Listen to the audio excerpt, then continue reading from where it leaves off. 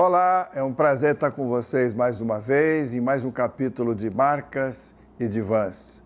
Eu queria, nesse capítulo, lembrar de mais um grande conto escrito talvez pelo nosso maior contista, Machado de Assis.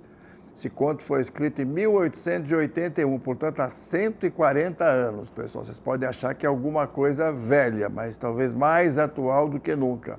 Aliás, esse conto de que eu vou falar lembra um outro sobre o qual eu já conversei antes, que era o Espelho, uma nova teoria sobre a alma, né? Que falava daquela pessoa, o Jacobina, que não conseguia se identificar, se ver, a não ser que estivesse fardado.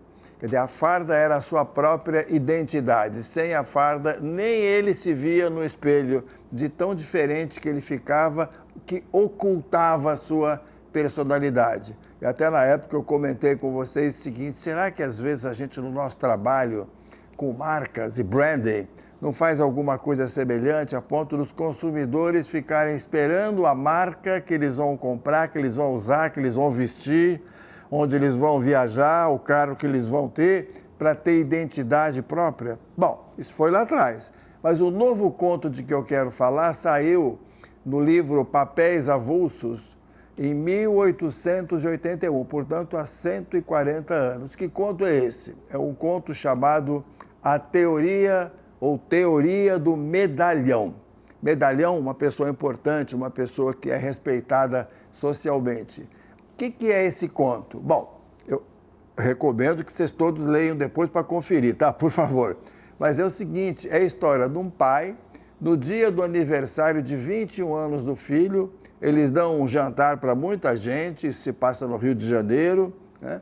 E depois de terminar o jantar, os convivas vão embora, às 11 da noite, e das 11 à meia-noite ele pega o filho, o Janjão, né?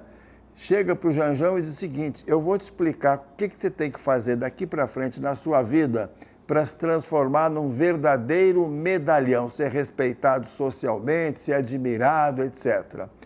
Por que o pai fazia isso? Bom, em primeiro lugar, porque ele era frustrado em relação a isso, que ele não tinha conseguido. Então ele queria projetar essa fantasia, esse desejo para o próprio filho. E a teoria do medalhão é muito interessante. Em primeiro lugar, porque é extremamente atual, né? O filho deveria, segundo o pai, ser neutro nas suas ideias, não deveria contestar ideias que fossem delicadas socialmente, deveria de alguma forma reproduzir aquilo que fosse agradável para os outros, né? Tem até uma frase no conto, eu faço questão de ler para vocês, que traduz isso muito bem. Dizia o seguinte: longe de inventar um tratado científico da criação de carneiros, compre um carneiro e dá aos seus amigos sob a forma de um jantar, cuja notícia não pode ser indiferente aos seus concidadãos. Ou seja, ser bonzinho, repetir o que os outros estão esperando de você. Bom, é um conto, obviamente, muito irônico, muito sarcástico, que mexe com alguns padrões éticos da época, que eram muito contestáveis. O Machado de Assis fez muito isso, e eu acho que passou a ser alguma coisa na nossa história que acontece até hoje, como todos nós sabemos, né? Muito bem, um pai que deseja para o filho o futuro de ser um verdadeiro medalhão. Ora, o que é ser um medalhão? É ser o bonzinho, ser aquilo que reproduz o que os outros esperam de você e ponto. Eu lembro até de alguns filmes, por exemplo, eu lembro de um filme, é um filme, mas ao mesmo tempo era uma peça, do Billy Elliot. E o pai queria, um irlandês, queria muito que o filho fosse um boxeador. O filho queria ser bailarino. Eu lembro de um outro filme infantil, era o Espanta-Tubarão.